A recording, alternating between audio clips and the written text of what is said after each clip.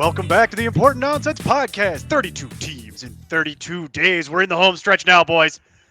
We're in the home stretch. Mike Manning, that at that FF nerd, Jason Draven, Neil Smith, back again one last time, doing what we do, taking you through every team in the NFL, breaking them down, getting you ready for your fantasy football drafts. Hey, maybe even this weekend, to be honest with you. I mean, you're wrong, and it should be next weekend. But I get it. Some people go on vacation. You're wrong. I have one tomorrow. Yeah, I have a couple this coming weekend. I have a couple on Saturday. I forgot. I meant to do a video for somebody asked for it for their league. I need to do that by this weekend though. Thank you. This has been highly relevant to the folks that are here for this show. Well, you were talking about people drafting and somebody asked for a video, so I was like, yeah, I can do that for you. Give you some last minute tips ahead of it. The derailer. For a reason. Works out great. Couple quick PSAs before we break into the Seattle Seahawks. This is all based around 12-team PPR redraft. 16 rounds, aka the new standard, as I call it, God's format. The right way to play. There are other ways to play, but that's the best way. All the rankings that we use, the base rankings, come courtesy of Fantasy Pros and their ECR. We are affiliated with them. We are part of the ECR. We will obviously be referencing our own rankings along the way. Shout out to Fantasy Pros. Thank you very much. The depth charts that we reference come courtesy of Player Profiler. Shout out to Jack Kavanaugh. Thank you for the hard work as always. Check us out at importantnonsense.com and sign up to be part of our Discord. Become a member. Get access to our Discord. Get access to all our content behind the paywall. Fun things like Mike Manning's cornerback wide receiver matchup article throughout the season. Good resource to have, people. I ain't going to lie. I ain't going to lie. I read it. I use it myself. Like, roster resolution for $5, $5. We will break down your entire team and your entire league. We'll pack a room for you, and we'll do custom bespoke analysis for your team, whether it's redraft, dynasty, best ball, doesn't matter. Send us the link, $5. We'll break the whole thing down for you, get some real personalized individual analysis, and then also our Discord. Ask us your questions. Keep Jason company. Jason needs people to blast his hot takes at, and Mike and I are sick of it. We haven't even started the year. Already over it. Please come and give him someone to talk to. Or talk to him about the Meg. Or Mountain Dew. I don't know. Like, whatever. Anything that starts with M. It all starts with them. Yeah, beyond that, that pretty much takes care of all the PSAs, I believe. Oh, one last one. Today is the 23rd of August, so if anything we say sounds a little bit dated, that would be why. Check in for the live stream on the 1st of September, where we will have all 4 of the people that have been doing this, and we will update any takes that need to be updated, and who knows, probably chop it up with the audience a little bit. That's usually what that devolves into. But we'll do one last big update before everything locks and goes final. But with that, we'll start breaking down today's topic, which is Seattle. Looks a lot like last year's team, right, guys? I mean, there's a couple additions that you're probably looking at that were impressive that I'm sure will catch some names, get some eyes on it, all that good stuff. It's broadly similar, but you're right. There's a couple minor tweaks. Starting as always with quarterback, it's the same thing as last year. So if you saw it last year, you're going to see it again. It's Geno Smith. What a career, from starting to basically being out of football to back to starting. Geno Smith opens as the QB 14, which should translate to about 101 overall. His actual ADP is 114, which I don't really have a lot of pushback on any of that. No, I mean, if you looked at him last year, he had 30 touchdown passes. In his previous 10 seasons in the NFL, he had 34 combined. So it was a breakout year, which is good. But also, even as athletic and everything obviously breakout, there's a risk. You go 10 years or whatever with nothing productive and spending most of it as a backup, to just having a season out of nowhere where you were in the preseason battling Drew Lock to see who was going to start. And people weren't sure. There was, plenty of people that were pulling for Drew Lock, other than I think whenever he got COVID in the preseason, and then Geno just took it away. So it's a risk in general for him to come back to earth. but I expect him to be relatively close to what he was last year. The big thing will be, even though he's an athletic quarterback, he's not really much of a runner. There you go. Like there's a difference between that. You can run, but he doesn't run very much. We had said in previous shows how the sweet spot to have major upside in the quarterback department when it comes to rushing is like 600 plus yards. Geno has tied his career high for 366 last year. Solid. It's going to help you. But also, this team likes to run the ball a lot with its running backs. And in terms of like red zone and things like that, it's not going to be looking to Geno. They're not going to draw up a lot of plays where Geno is the main ball carrier. So, is he going to be good for you? Probably. It's going to be solid. Yeah. It's going to blow the doors off and like become a major factor in the fantasy season. Not compared to what he was last year, which was surprisingly QB5 and going undrafted basically. So if you had him last year, that was the year. Congrats. You did great picking him up off the waiver wire. This year, you can probably know what you're going to expect. I think that's baked into the ADP though, right? Like it's all. That's why I don't have much pushback. You're not going to push back with it. Like you're okay with it. Yeah. It's all priced. It's all priced accordingly. So it feels like he's a backup quarterback in fantasy. You know, there'll be certain weeks where it's like, yeah, he's got a really good matchup. We'll roll the dice. You know what I mean? He's one of those guys that I feel like if you're waiting on quarterback and you're going to do the wait on quarterback double tap it strategy, he's one of the guys that you'll wind up with. Where it's like a Kirk Cousins and a Geno Smith, or an Aaron Rodgers and a Geno Smith if you really wait. You know, that type of thing in back-to-back rounds where it's like, all right, I'm just going to get two, and I'm just going to flip-flop them. Whoever has the better matchup, that's what we're going to go with. I agree with you, Mike. His rushing floor the rushing ceiling, I should say, is capped. Really, everything is capped. The total potential is capped. The rushing is capped.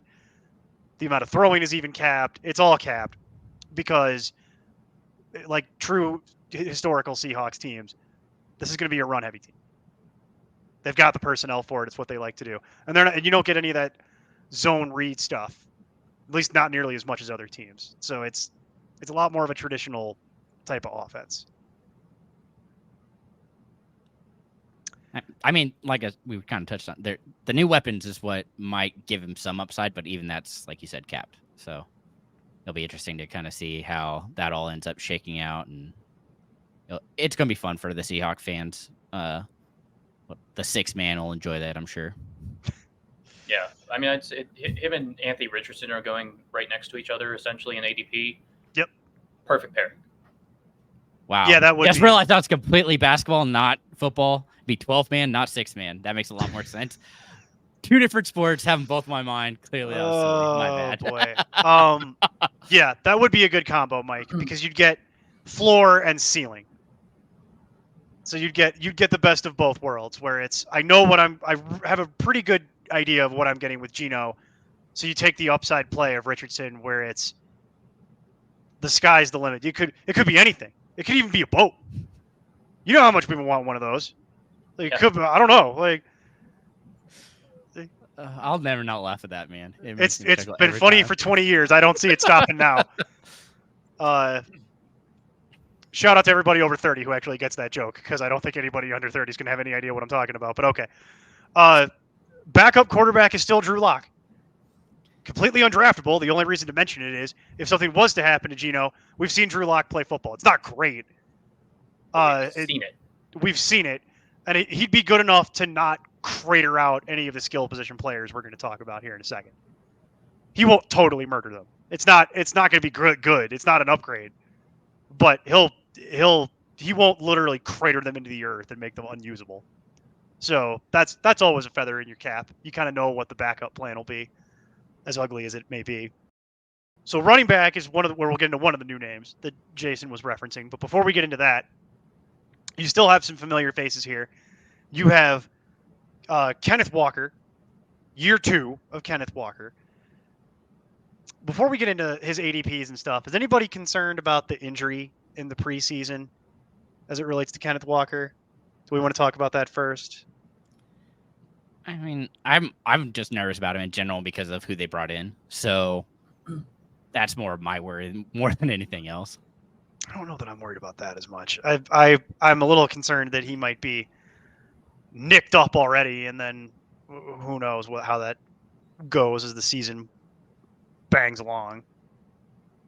I mean, I can't say I'm overly concerned because, I mean, do you want to see an injury before the season even starts? No. But his was relatively early in terms of, how many weeks before the season. So at least he's had time to do some stuff and like heal somewhat. But the Seahawks are notorious for holding a bunch of that to the vest, and Pete Carroll is notorious for lying about actual projected return dates. Pete Carroll lies to the media? What? Yeah. So it's really hard to really base it. But as we talk about for like ADP and things along those lines, he could smash that. All I can think about now is you brought up Pete Carroll, and all I can think about is a video of him playing quarterback. And oh my gosh, if you haven't, make sure you look that up because it's hysterical. There's all kinds of Pete Carroll videos to look up. There's the time Pete Carroll took his shirt off when he first met DK Metcalf. That's a good one. And then you could always Google Pete Carroll USC co-eds. That's a deep cut. Again, everybody over 30 knows what I'm talking about. Anybody under 30, you might want to Google that. Then you realize how old Pete Carroll actually is. It's like, oh my God. Pete Carroll been coaching since I was in short pants. I'm damn near 40. Like it's the way it is. You mentioned it, Mike. We'll talk about Kenneth Walker's ADP then, since we're not overly concerned about the injury. He opens the season as the RB17, should be going at about 39. ADP is 39. To your point from a moment ago, if there was we always talk about, are you drafting this player at their ceiling? As it relates to Kenneth Walker, you are not drafting him at his ceiling right there. The ceiling is significantly higher for him. Don't like the idea that he's not the most prolific catcher of the football for PPR formats, but I don't think that matters in Seattle, whether he was or not. Hasn't historically. I'll say that much. You know what I mean? Whether it was Chris Carson or poor Chris Carson. I wish we were still talking about Chris Carson. He should still be in the league. But yeah, whether there's other guys I could name too that go back earlier than that. Hadn't mattered for them. What's that? Seattle has a type. They do have a type. It's called running back, and none of those running backs have hands. There's a reason that I have a fantasy football team called You Up, which is a picture of Pete Carroll, because the long-standing joke is Pete Carroll's up at 3:00 in the morning sending You Up texts to every running back in the NFL. That's what he does. He's got his phone just sending You Up texts at 3 a.m. Like, what up, girl? You up? I just saw going down the list. Tariq Cohen saying to teams that he's interested in returning to the NFL at age 28. The only problem is he's a pass-catching guy, so I don't know if Pete's going to call him. They don't want. No, I don't think Pete's. I don't think Pete's got that number. Yeah, I think Pete's got Jonathan Taylor's number though. He's got that near the top of the contacts. Like he's still got Adrian Peterson's number. He might still have Frank Gore's number. Oh, he might. Wait, you mean Frank Gore's not living in his guest house? I figured that was happening. I figured Frank Gore was on the property, like it's working out, training up the other running backs. Like that's like Pete Carroll never met a running back that he didn't want to send a bunch of inappropriate text messages to. That's just the way that guy is. He loves his running backs. He's always got a committee of them, and this year's no different. Except for he actually brought in one that can kind of catch passes, but can actually score. This is where it gets into like depth charts versus like what's probably real. And the depth chart right now lists DJ Dallas as the backup running back. That's probably a lie. It's probably not real. DJ Dallas. We've seen DJ Dallas a lot in the past when he's healthy. It's not great. DJ Dallas has no ADP and is not something that you should have to worry about unless there was a handful of injuries. And even then, I still think they'd probably be signing people. So it's not something I would really worry about as it relates to DJ Dallas. The thing Jason keeps alluding to is they drafted another running back because they can't help themselves. Because that's Pete Carroll. So Jason, do you want to talk about the new addition since you're all excited about it? I can tell you got your titties all excited. Like, so go ahead. Well, I mean, it's Zach Charbonnet, who is clearly a more of a pass catcher, especially compared to Kenneth Walker. He also is a better, in my opinion, finisher. He's more likely to Where get did Zach into, Charbonnet play in college? God, I want to say West Virginia, but no, that's not right. Michigan and UCLA. Yeah, It's UCLA was is where the- he ended up. UCLA is what I The remember. Bruins, yeah. Transfer from Michigan. Yeah, I don't remember any of that, but I definitely remember his time at UCLA. Where he caught significantly more passes. I mean, I think it was like 60 some odd passes his 2 years he was there, which is not bad. I mean, for I think Kenneth Walker had 4. I think the bar total is was like not I think the high. total was like 15. But Okay, yeah. 4 in his last 2 years or something like that. Yes. So, little bit better pass catcher. Also, like I said, I think he is a better finisher. He's agile, which you like. Has some good burst to him. And of course, Pete Carroll, he loves his running back. So if Walker can't do the job, Charbonnet sure will try his best to do it. And I think he's definitely over DJ Dallas for me. So I absolutely like him. I think he's super impressive, and it'll be interesting to see how he does in Seattle. I mean, he has all the pedigree in the world. Mike, are you excited about Charbonnet in any way? Meh. Yeah. I didn't exactly love him coming out. I know that he was a favorite for a lot of draft nicks and analysts and all those guys. There was a lot of them that picked Charbonnet as a top 2 or top 3 running back prospect. In the line of behind Jahmyr Gibbs and obviously Bijan Robinson. A lot of people had Charbonnet next. I didn't, because I just thought he was a solid guy. He was a running back. He's not going to light anything up, in my opinion. There was nothing to write home about. But in this offense, that is also all you have to be.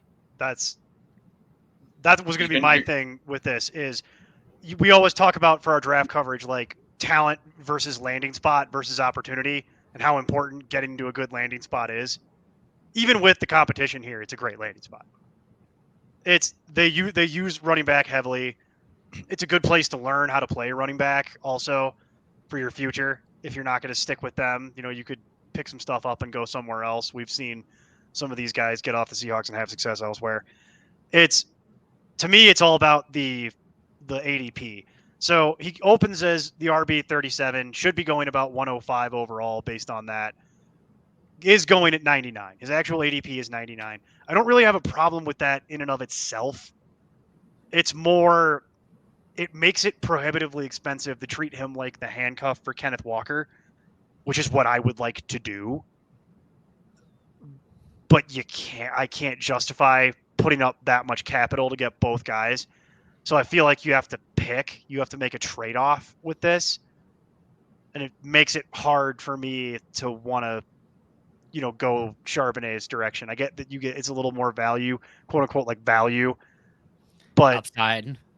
I mean, there is some upside, but as you know, if the Walker injury or another injury comes into play, I think you'd cash huge on that. That'd be a huge cash. The one that it scares me though a little bit is they don't really throw that many passes to the running back, really. Historically, they do some, but he'll get that, which is great, and maybe he'll get some of the third down work because of it. But it's like, is he really a better finisher than KW3, Jason, than Kenneth Walker? Really? I think so, but Walker didn't do exactly poorly in the red zone last year. Yeah, that's what I mean. He wasn't really He's bad not at it. Bad enough that you're going to be like, all right, we should probably take him off the field. Got to yank him out, put Charbonnet in. Like, I don't know thing. that's going to work that way. It's not like you're doing maybe on third down versus Jerome Bettis. No, you're just doing, 2 running backs that are similar size and both agile, good at cutting, things along those lines. So, and they did throw 60 passes to the running backs last year. So the big thing though will be, so Ken Walker actually saw 35 targets, I think, last year. Yeah, 35 targets last year. But as we progress, when you say 60 targets or 60 receptions? Because it doesn't matter. It's pretty close. Let's see. 27, 17, 16, 33. That's 60 already there. Targets or receptions? Receptions. Okay. All right. That's more than I thought it would be. The problem will be that as we progress into the next section, there's another very big weapon that's going to be involved in this offense. Yeah, right. And historically, they've only ever been able to support two wide. They've only ever been able to support trust Pete Carroll. That's we've established. This team has only ever been able to support 2 wide receivers, and now we're going to see. They've never had a reliable or decent third though. Yeah, they never have, and so now I don't. Yeah, exactly. It adds some weird variance to this whole equation, because what you've been used to with this offense in previous years is, okay, I got my 2 wide receivers those are the guys, and then nothing else matters, and then we've got the running back, and maybe you have 2 running backs, and that's kind of what it's always been. But this year it's a little bit different. With so just to close out running back here, I think Jason's the one who's pounding the table for Charbonnet. Mike and I wouldn't say I would be opposed to taking him at 99 overall, Mike, but I'm not. I don't love it. I think I'm content with Kenneth Walker at his ADP because in the range of where you're at with guys like Madison and Javonte Williams and guys like that, you're going to have risk with every single one of them. You're talking about top of the 4th round for Walker. Okay, so maybe a little bit higher than Javonte, but yeah. Still, if you're looking at, let's see, Alexander Madison, Breece Hall, Miles Sanders, Dameon Pierce, these are all guys that have question marks.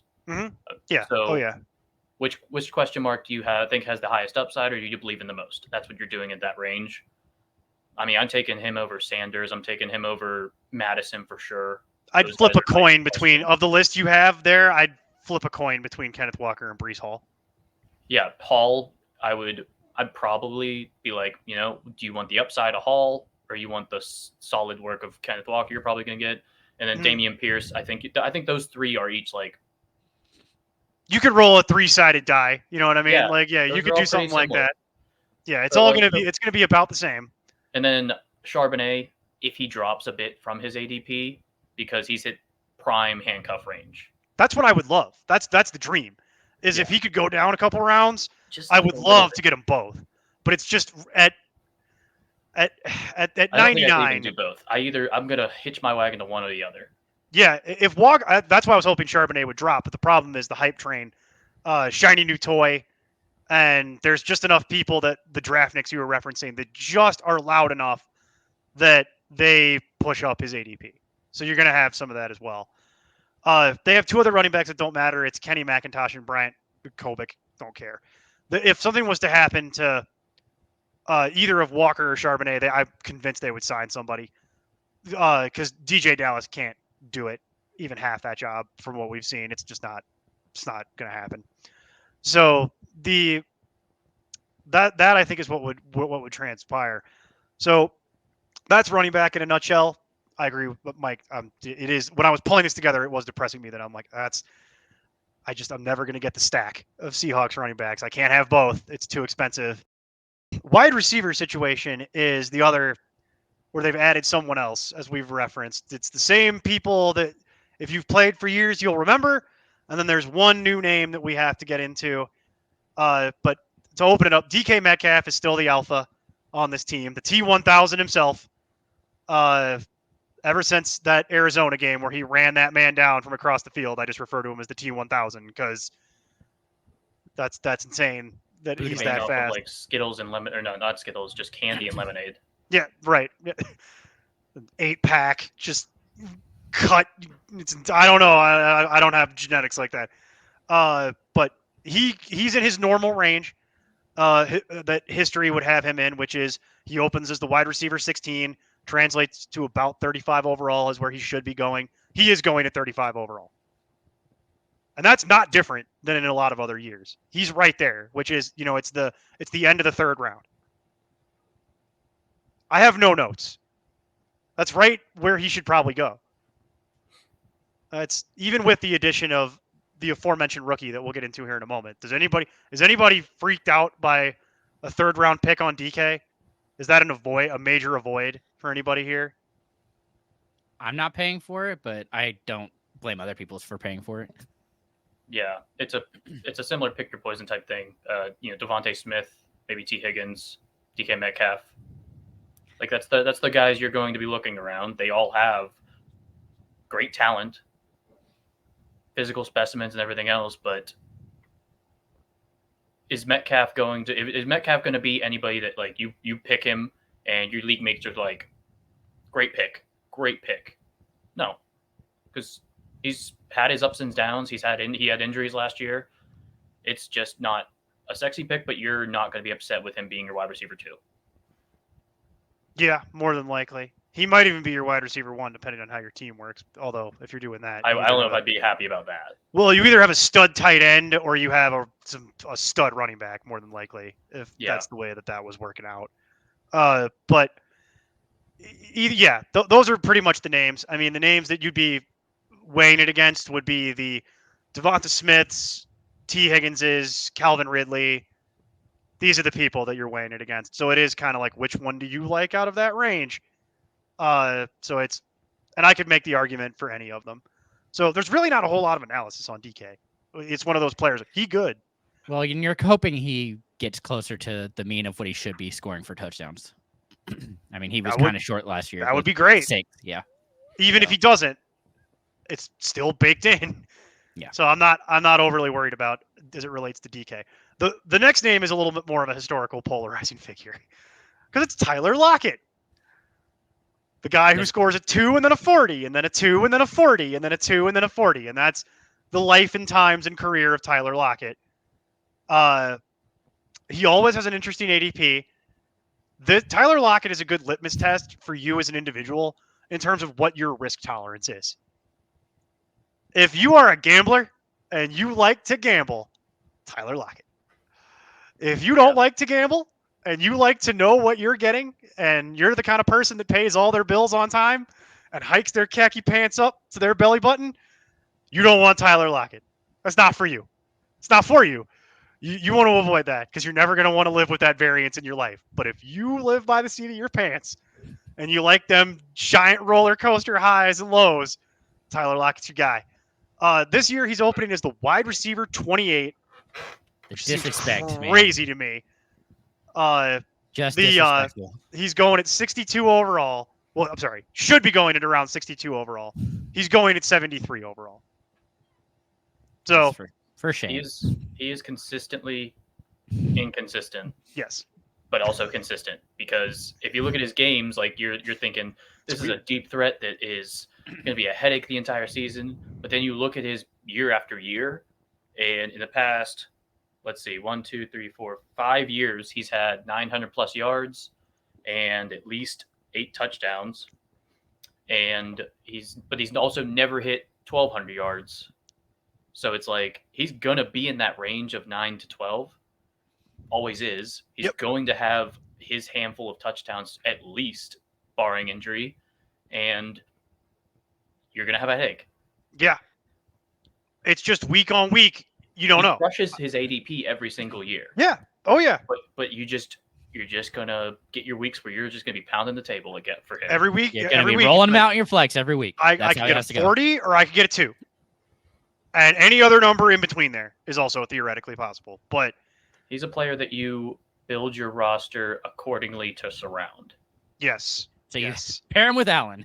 So you get Devontae Adams historically. Oh, that works too. You get somebody who you know is getting the ball, and then you get other people like that, and then you add Tyler Lockett at the end in one of your flex spots because it's like, I don't know, I could use a 40. That'd be great. If I get the 40, I win. You know what I mean? My team is such that every week I hit that 40, I'm winning. There's no way I lose. Like, it's not possible. But you could get a 2, and that could cost you. So I'll give you an example of how this is working right now. So, guys you'd be considering in the same neighborhood: Deontay Johnson, Brandon Ayuk, nope, Christian Kirk, and then Mike Williams. Who's the other? They're almost the same player. 240. Yeah. But at least Lockett generally Lockett's stays more on the consistent. field. Yeah. I would prefer Lockett over Williams also because he's healthier historically. But yeah. The name that jumps off the page at me there is Deontay Johnson, because that's the opposite. It's the literal opposite of what you're dealing with. I know what I'm getting with Deontay Johnson because I like to hike my khaki pants all the way up to my nipples, and I like consistency. So that's kind of the name that I see that, and I'm like, oh, I would much rather roster Deontay Johnson just to not deal with the headache that is Tyler Lockett. But all those other guys, they live in that neighborhood of like the upside is definitely there, so it's worth chasing it. But I don't know, like it could go real bad. But I don't think anybody's only going to had have 3 any games last year that wasn't double digits. Yeah, but I don't think anybody's going to be. Same thing with DK Metcalf at that relative, price tag. Nobody's going to be like, "Oh, great pick, great pick." It's just going to be like, enjoy dealing with that.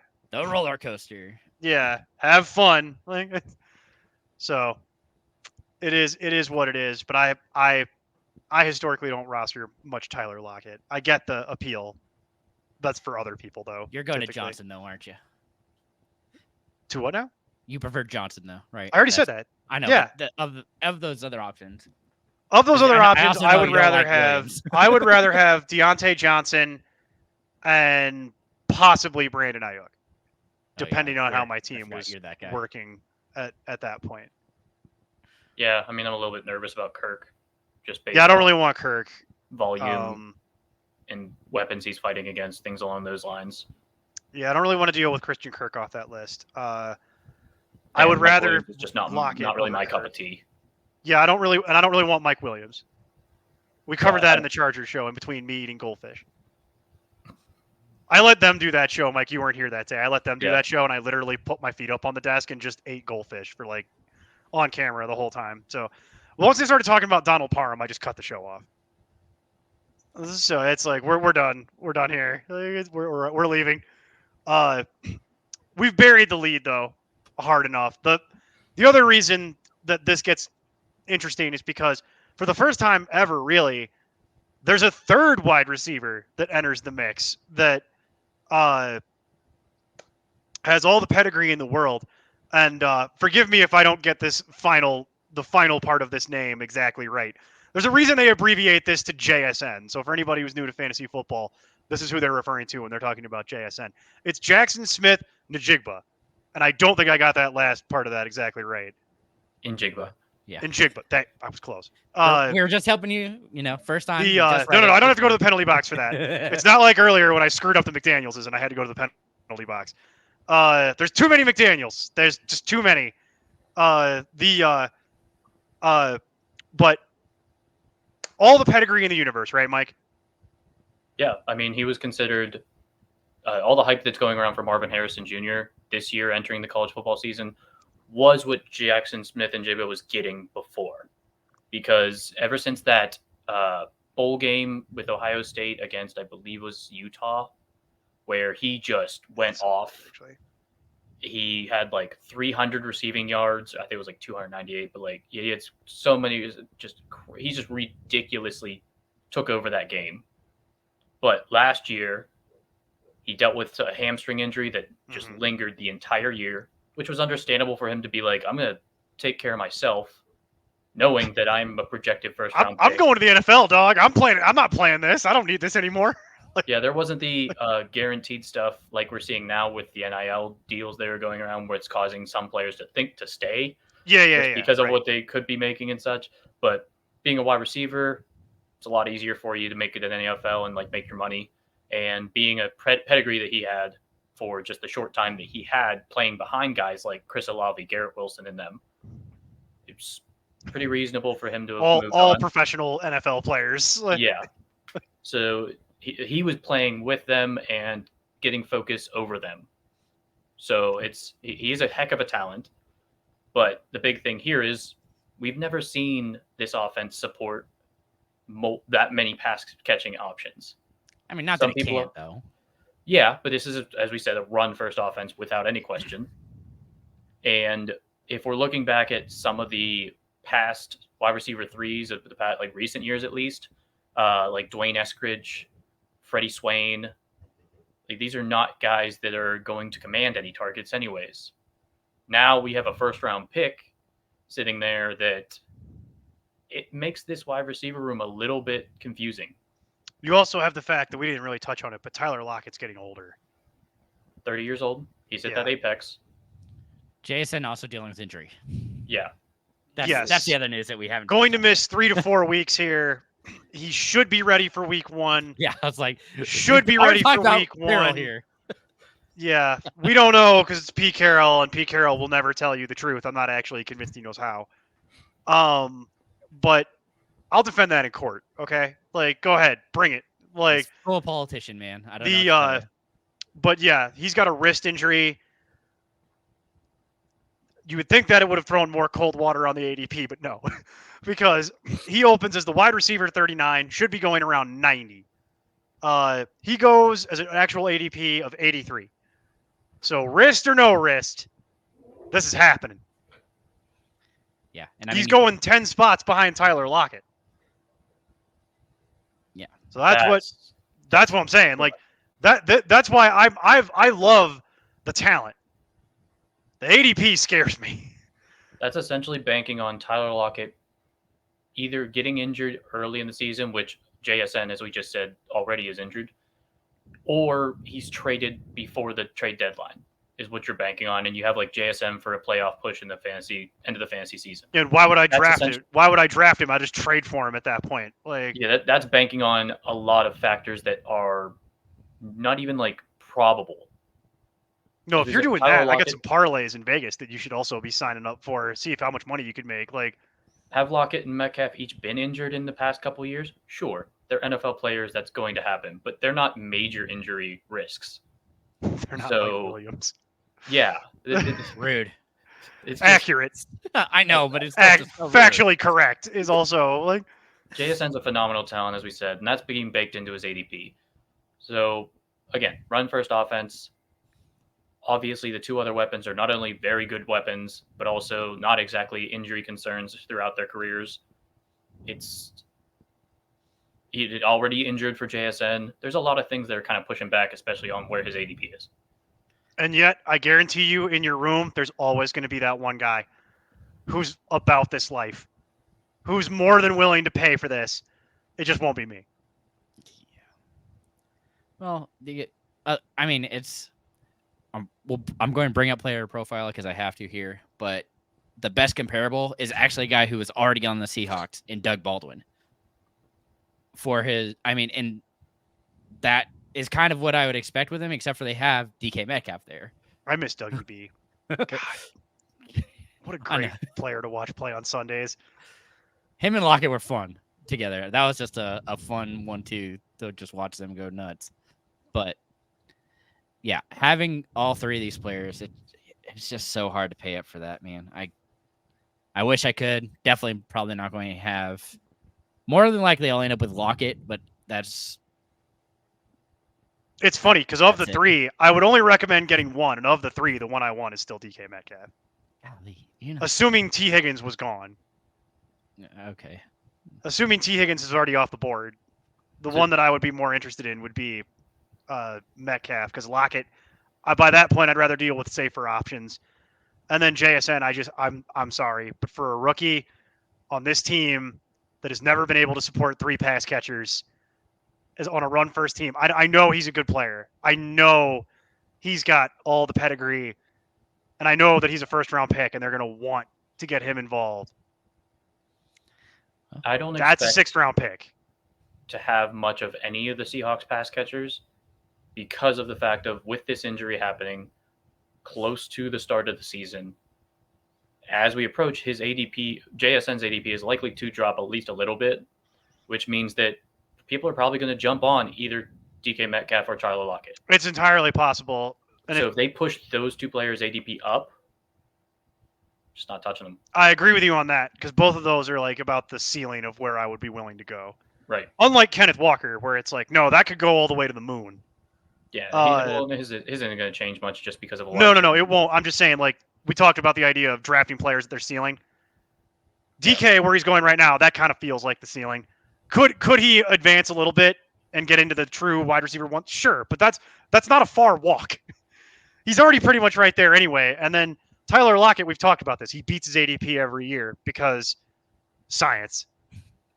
So it's like that's just how that works. Like, his ADP always gets deflated because people don't want to deal with the headache, and because of that, he beats his ADP almost every year. The problem is you actually have to deal with the headache. So if he starts going up, I don't like that. And then, yeah, if JSN starts to drop because of the injury, the problem is the injury, that information's been out for almost a week and it hasn't moved at all. It's done nothing to derail the hype train. So I don't know what's going to happen with that. But yeah, if that doesn't happen, let's say ceteris paribus, Mike, all things equal, nothing moves between now and the end. Which of the three would you be most inclined to roster? Probably DK, I guess. Yeah. Okay. Because I don't personally like the headache of the up and down Deshaun Jackson type player that Tyler Lockett often is.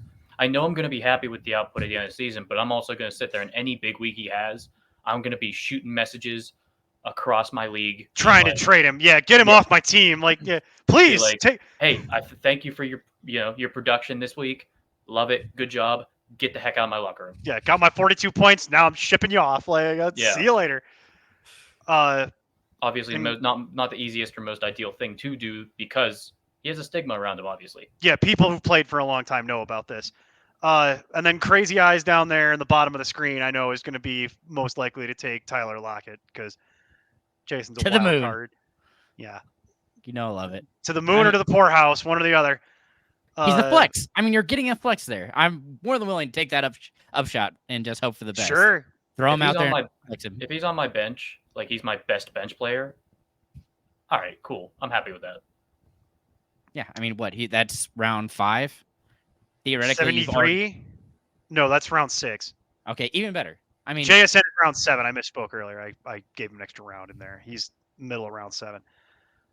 So even there, I mean, you've already theoretically, if you're a normal person, has gone 2 or 3 running backs and wide receivers collectively to fill out your first 5. So you're looking at a flex at this point, or you're reaching for a quarterback, which isn't me. So yeah. Or you took a high price tight end, and that's not me. The other people on the team, it's D. Eskridge and Derek Young. They don't matter. Feel bad for D. Eskridge actually. Remember I feel bad for the tight ends, but that was supposed to be a thing, and then they signed and they got JSN, and it's like, well, that's the end of your career. See you later. He's like 30 years old anyways, and he's been in the league 2 years. Yeah, that is also a problem. And then to round it out, the last of the pass catchers, Noah Fant, Will Dissly. Neither one has ADPs this year. I can't say I'm surprised.